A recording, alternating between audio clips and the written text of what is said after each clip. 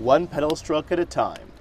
That's how these two brothers are making it through their 9-month trip across the Tropic of Cancer. Their idea sprang from John's own experience with cancer. He was first diagnosed in 2007. It really felt like my life was over before it began. I spent my whole life looking forward to the moment where I could be self-dependent, have a job, fall in love, think about my future. And I was fresh out of university. I was working in private banking, and I didn't really have an agenda for cancer. He battled through 2 bouts of testicular cancer and decided he wanted to help others suffering from the disease. He and his brother set out on a global bike ride, hoping to raise £100,000 for cancer-related causes along the way.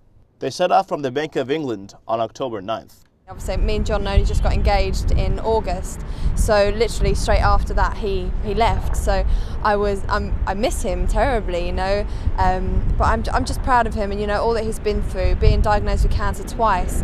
He's a fighter, and that's what he wants to tell the world and anyone else that is or has gone through it. Within the first 10 hours, I think, when we arrived down in Dover, soaking wet, we hadn't prepared our bags properly, and I turned to my brother and said, do we really want to be doing this for the next 9 months? So far, they've pedaled through the UK, France, Italy, Tunisia, and Egypt, to name just a few. They store what they need on their touring bikes: clothes, navigation equipment, and camping items. So it's a spoon, a fork, and a knife all in one go. It's absolutely magic. They've had to battle self-doubt, visa problems, and the elements. And the first big challenge was the weather. We hadn't experienced all these different types of weather before. So from torrential rain to side winds, where we were literally riding our bikes sideways.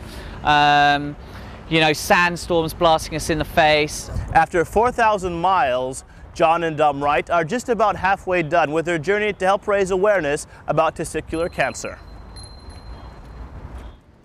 The Wrights leave the UAE tomorrow and will then head to Oman before heading east along the tropic, through India and China, and all the way around to Cuba, which they hope to reach by June.